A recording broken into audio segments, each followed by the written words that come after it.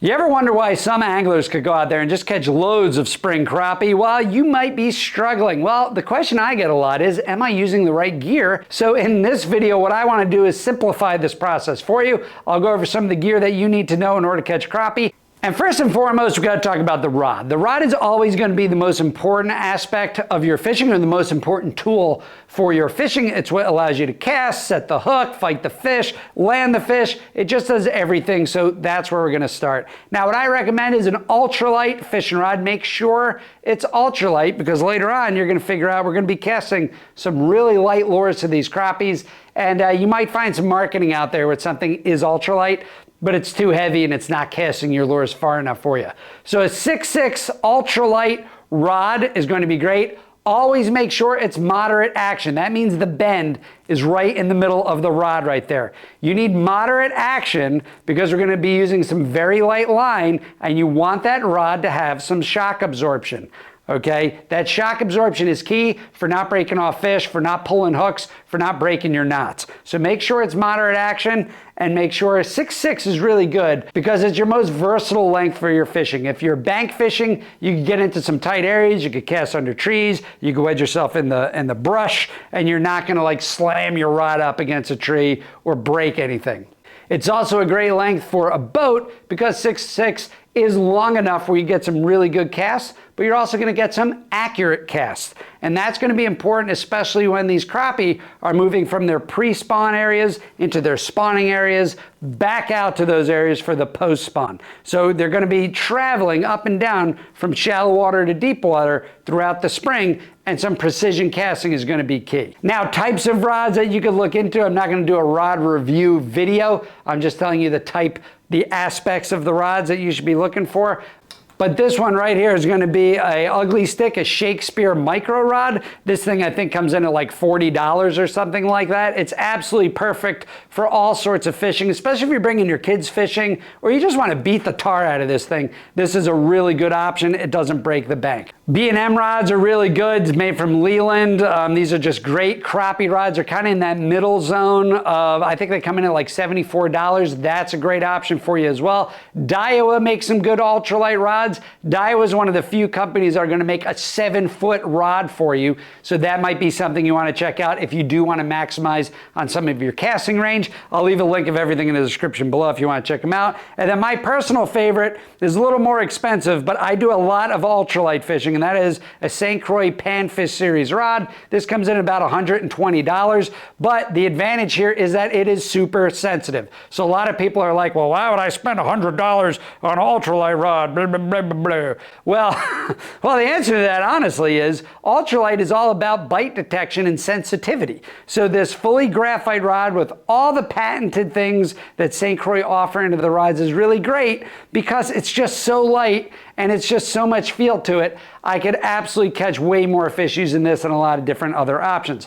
Now, those other options are also very good, and I use all of them, as you can see in my videos. It just depends on how you want to fish and how sensitive you're looking to fish, basically.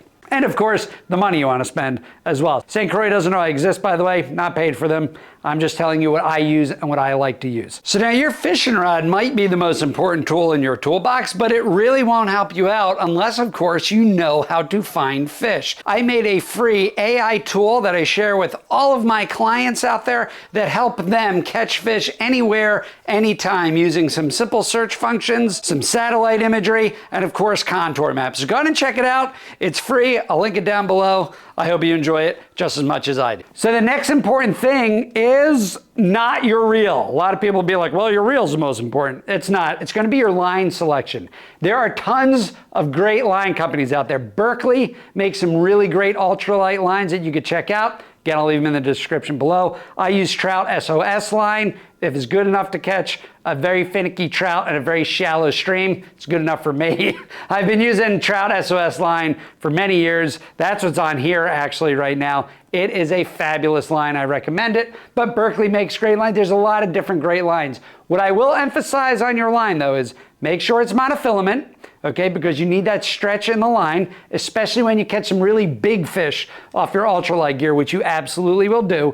I always recommend 2-pound test line. It's the lowest in diameter for mono. It's got a ton of strength, a ton of stretch. It'll catch a ton of fish, but it will trigger more bites because it's lower in diameter, and that is key. So I always use 2-pound test line. If you do find yourself fishing next to some pretty nasty cover, maybe some sharp things like concrete or some sharp pieces of wood or something like that, then 4-pound will be absolutely fine. Okay, I do use 4-pound when I'm in those heavier cover situations, but I don't typically go any more than 4 pounds. If you're brand new, I wouldn't recommend anything above 6 pounds. Anything above 6-pound test line, you're venturing out of ultralight and just into your regular fishing. And now, of course, everybody's favorite is going to be your reels. Okay, so this is a PC Fun 1000 size reel. The reason why I absolutely love this is because it is just so light for the size reel that it is. Again, we're ultra light fishing. Now there's a lot of features in this reel that I covered in a different video, which you could check out if you like.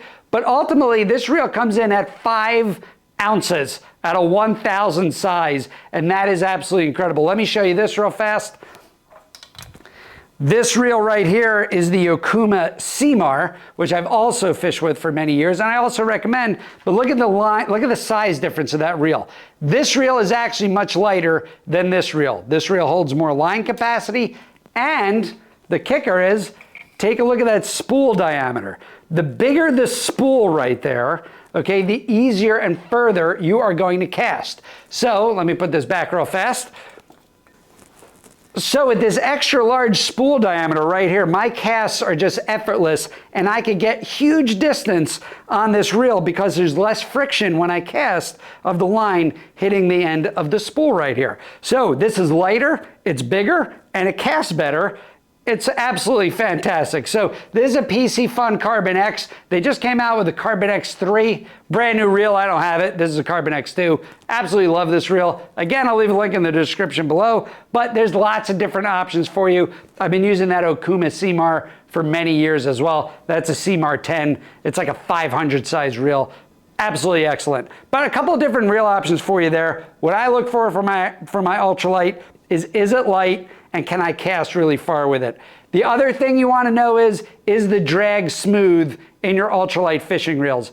If they don't invest the money in the drag, remember you're fishing with 2-pound test line, the drag can hang and you could break off fish, and you don't want that. And remember, you're going to catch some pretty big fish with ultralight here. So this got 3 carbon drag washers in it. That's one of the few reels that have 3 carbon drag washers in it. That is extra, extra smooth. The Seamar has 2. Again, it's a very smooth reel. This one's a little bit smoother, that's why I prefer it, but 2 very good reel options for you. And next, of course, we gotta get to everybody's favorite topic, and that is the lures. So let me show you this real fast. I'm gonna show you why.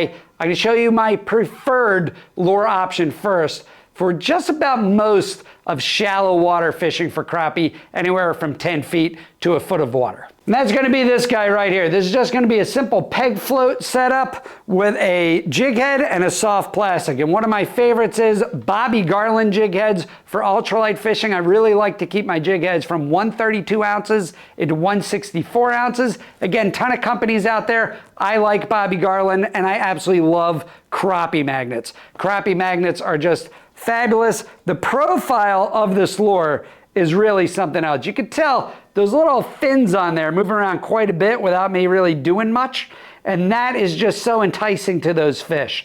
And crappie magnets, that profile is just perfect for small bait fish, small minnows. It just represents everything a crappie wants to eat. And I have tons of success with these crappie magnets. So crappie magnet and a peg float right there is going to be absolutely ideal for a lot of your fishing. Now the other advantage to a peg float here is going to be your depth management of your lures. I cannot emphasize that enough. There's going to be many times, especially in the spring, where the crappie might get a little bit finicky, a little bit non-aggressive. And so what you want to do is you want to dangle whatever lure you're using right in front of that crappie's face. And this peg float allows you to do it.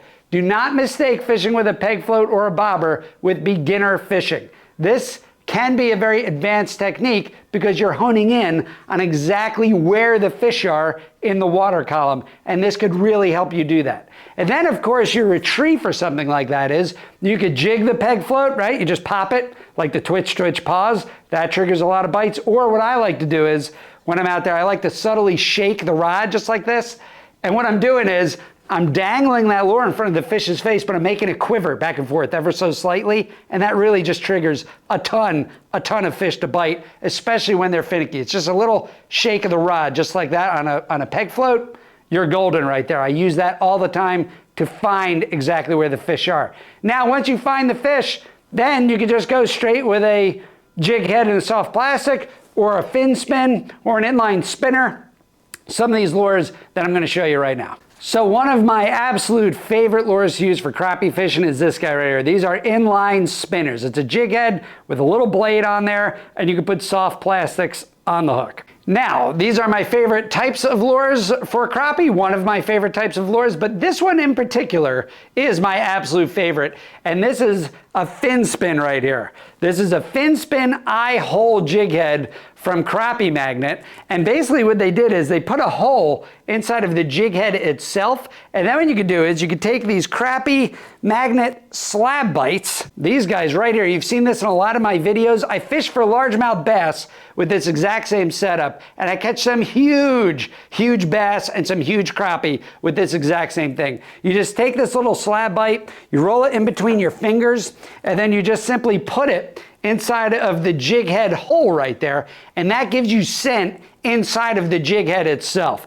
not the lure, but inside the jig head. And that absolutely makes a huge difference because it's not washing out. It's actually wedged in the jig head, and it just permeates in the water the whole time it's in there. Then when a fish bites, of course, they're not biting the scent itself, and it stays in there for multiple fish. Now, your other option, of course, is using gulp. There you go, gulp baits right here. I absolutely love gulp. I use gulp to catch everything from flounder to striped bass to largemouth bass to crappie, you name it, gulp baits catch fish. The only problem with gulp is they do get a little bit expensive, and they do tear off the hooks a little bit.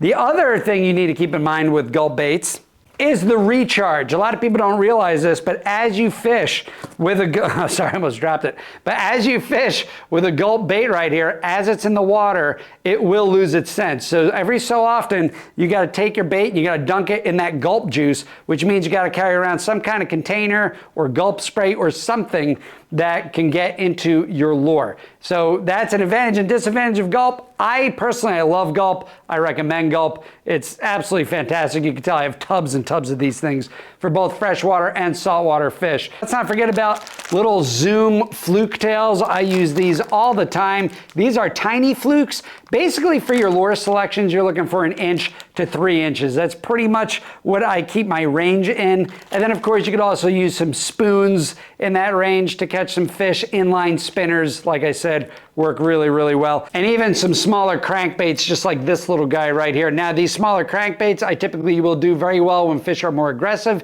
And these are also great tools to find the depth in which the crappie are holding so that you can find your fish. Now, simplifying your gear is going to be very important for you to catching fish. This way you don't have 18 rods on the ground, you're always second guessing yourself, and you're overwhelming yourself when you're out there on the water. But that's only one part of the equation. The main part of the equation is knowing where these fish will be and how to find them. So if you want to know that, go ahead and click on this video right here where we dive deep into crappie behavior that could really help you find those fish so that these tactics can catch the fish.